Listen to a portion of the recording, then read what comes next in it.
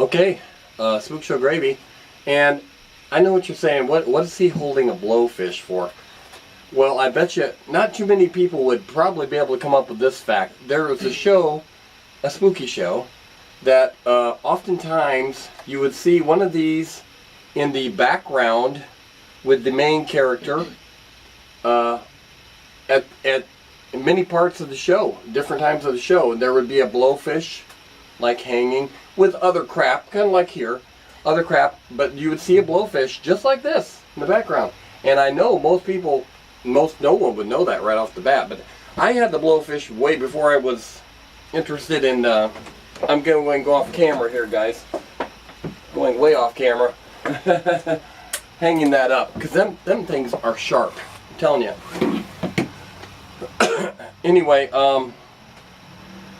forgot to start my timer here. The show that I'm referring to is Eerie Indiana, the original series Eerie Indiana, not the secondary series that's harder to find, Eerie Indiana, the Fifth Dimension, which is mostly was shown in Canada, I believe, but that came afterwards. But this only went one season. I remember when it came on, and we watched the very first show, and probably watched a couple after that, but they seemed to lose my interest after that, at least at the time when they first came out. And I'm not going to go into dates and all that sort of thing. This is 19 episodes, and I liked 4 of them, I would say, maybe 5. There were several of them that just weren't up to par. The first one was real good. It got everybody's attention. Mr. Cheney was a good one, about werewolf, the Eerie werewolf, and what it's about? I mean, it's about a boy that moves to Eerie, Indiana, which there is no actual Eerie, Indiana. It's an imaginary town in Indiana, kind of like on the middle. I'm blanking out on the middles. Anyway, that's an imaginary town too. And Eerie, Indiana is an imaginary town where everything's weird, and our Marshall, a lot of like paranormal activity. Yeah, which you know what I think about that. Happen. And Marshall Teller, the character on here, played by Omri Katz. I always say Omri Katz. He was the boy in Hocus Pocus, the main boy in Hocus Pocus. And I don't know of him ever doing anything else though. He did Matinee. That's right. He did Matinee. He was on Matinee. Joe Dante directed these, did the Eerie, Indiana series.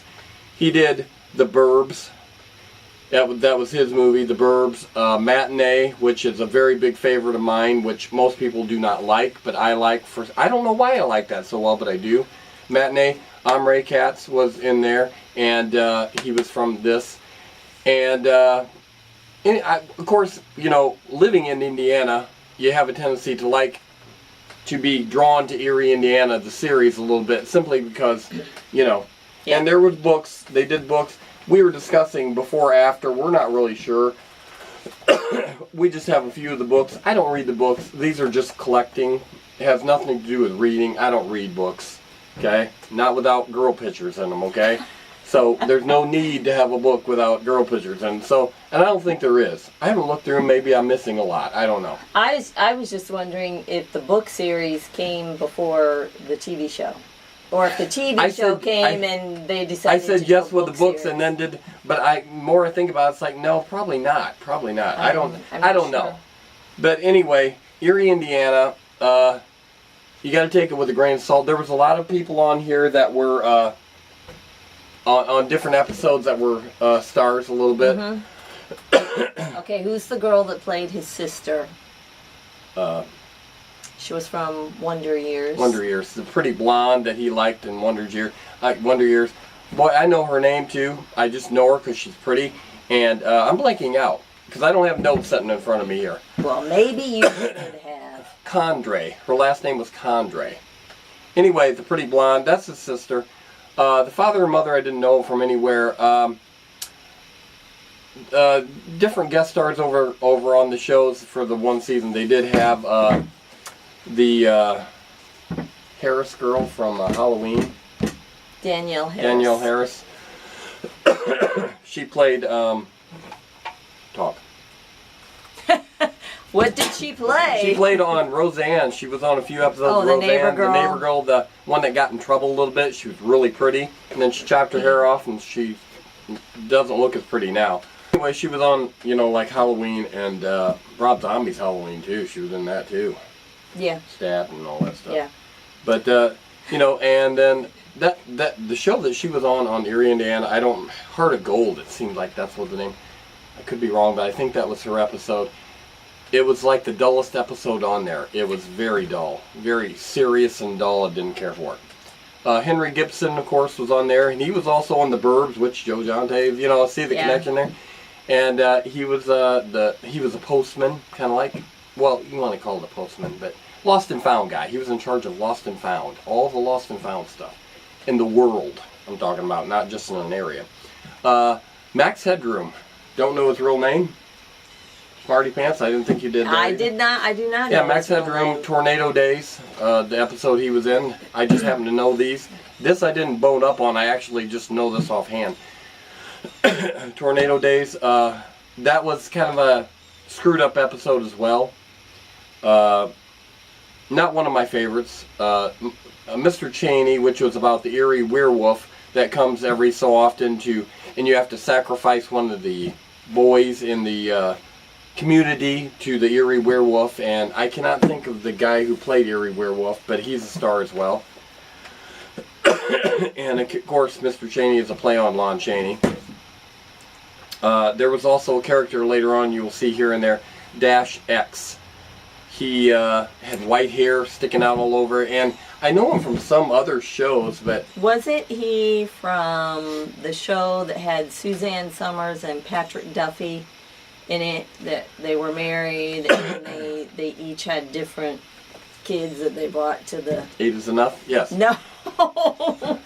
I think he was like a friend of the family that liked that. One of the girls or something. And the thing is, he had a dash and an X on it. Looked more like a plus sign, but they called it a dash. Yeah, because it was a minus and a plus sign, but they called him Dash X. It was more like Dash Plus, but I guess that wouldn't sound as cool. He was in a few episodes. Loyal Order of the Corn. Mr. Hand from Ray Walston from Fast Times at Ridgemont High, My Favorite Martian. He was on that episode in particular. I like that Loyal Order of the Corn episode. Dash X was they meant to take all that so much further in the following seasons, but it never got that far. Okay, it was set up to go further with Dash X and him like being from some other world, I believe, but it never got that far. But anyway, Joe Dante took care of all this. Go ahead. It kind of, at the end of the season, didn't it kind of just leave things hanging a little bit? Because I think they expected to continue it. You always hoped to. And it was canceled. Yeah. And it's like the purgatory. Well, it's like, where do you do? What happened there? You know. But anyway, I waited a long time. This didn't come out on DVD right when the show got it. It took years for this to come out on DVD, and of course, it's a complete set. And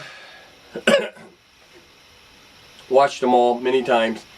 And is it on like Amazon or Netflix that you're aware of? That anybody could stream. I know Eerie, Indiana. The Fifth Dimension is on like Hulu or something, because we actually started getting Hulu just so I could watch episodes of The Fifth Dimension, and it's just as lame. Is it different people? But they try to act like they're sometimes coming in contact with him through like a TV, an old, I don't know, something like that. It's kind of, I don't know, not necessary. I'm trying to keep from coughing here, guys. Anyway, so Eerie, Indiana, we're not going to go into details about it, but it was a good series. If you take it with a grain of salt, you got to kind of, it's more geared for the younger audience. There are other guest stars up on this, and Hoyt Axton. Is that an actor? Hoyt Axton. That name sounds familiar. Yeah, I believe he was on here as a ghost. Yeah, you wouldn't. None of my younger people are watching this anyway. So, anyway, Eerie, Indiana. I like it, and like I said, we live in Indiana. but not Eerie. There's nothing eerie here, people, except for there ain't nothing going on in Indiana. Our road floods every month or so this summer, but as far as action, we live right down the street from Notre Dame, and other than Notre Dame, there is nothing around here. I envy the people like Horror Gal that lives in California, where all these events and shows go on. It must be so nice to be able to go to these, because it's like we can't do this because we got nothing going on here, people. It's just sad. It's really sad. So closest place we have is Chicago. Yeah, and who likes to drive in Chicago? I mean, I certainly don't. I hate it. So anyway, Eerie, Indiana. Not so eerie in this Indiana town. Just dull. So I guess we'll call it a day with that. And we're like I said, we're not trying to pick it apart as far as details and stuff. We just want people to remember it and like it and maybe try watching it. And don't be critical about it, because it's not meant to be. So Joe Dante and all his other works, The Burbs, Matinee, other things I'm forgetting right on the tip of my tongue that he did. And but anyway, he had his hand in a lot of things that I liked, that not everybody liked, this being one of them. Okay, so next time we'll see ya. We'll see you next time, and you can take that and put it in either direction you want to. Hopefully we won't be coughing. Okay, see you next time on Spook Show Gravy. Y'all want drama, wanna make a scary movie. Rappers coming in with their team and carry toolies. You can jump right out of the screen and barely move me. We hard hitting.